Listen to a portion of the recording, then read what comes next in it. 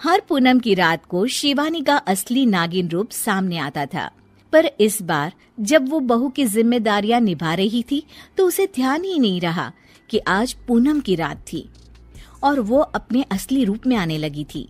शिवानी को डर लग रहा होता है कि कहीं उसका ये राज सबके सामने ना आ जाए। हे भगवान, अब मैं क्या करूं?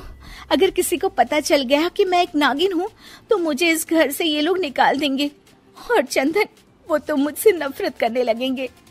तभी रमा रसोई में आ जाती है और शिवानी अपनी सास को आता हुआ देख घूंघट कर लेती है। बहू, तू यहाँ क्या कर रही है इतनी देर से? तभी रमा देखती है कि शिवानी ने घूंघट किया होता है। अरे बहू, ये तूने अचानक से घूंघट क्यों कर लिया? कुछ नहीं सासू माँ, वो मेरी ना सहेली का फोन आया था अभी।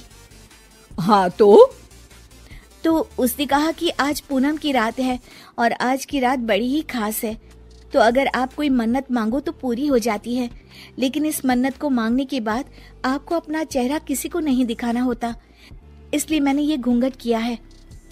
अरे पर तूने तो मुझे इस बारे में कुछ नहीं बताया।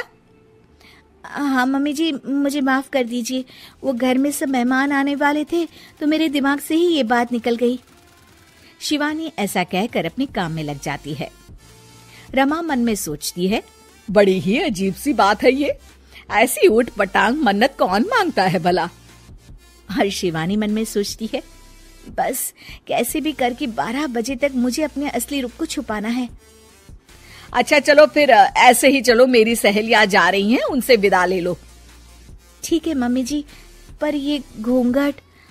हाँ, मैं समझा दूंगी उन्हें कि तुम्हारी ये कुछ अनोखी सी मन्नत है। शिवानी अपनी सास के पीछे चल रही होती है, पर उसका निचला शरीर अब नागिन का रूप ले लेता है। वो मन में सोचती है, हे भगवान, अब मैं क्या करूं? ऐसे तो मैं बाहर नहीं जा सकती, मुझे यहाँ से जाना ही पड़ेगा। रमा पीछे मुड़कर देखती है तो शिवानी गायब होती है। रमा ये देखकर चौंक जाती है कि आखिर शिवानी कहाँ चली गई अचानक से। बहू, कहाँ चली गई ये अचानक से? मेरे पीछे ही तो आ रही थी।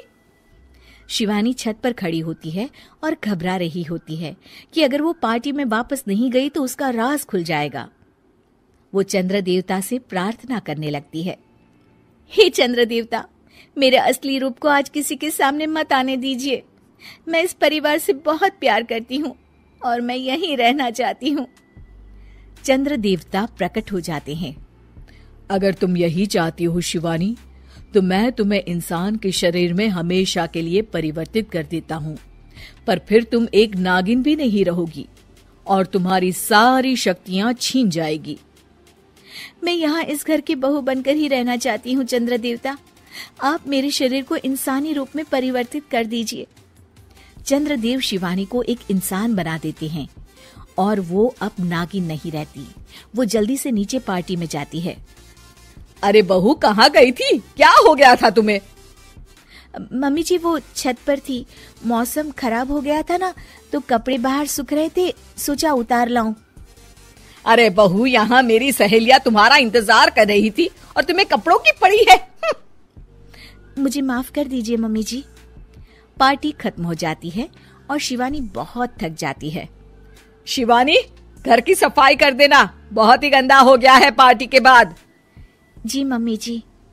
शिवानी इतनी थकान के बाद भी घर की सफाई में लग जाती है।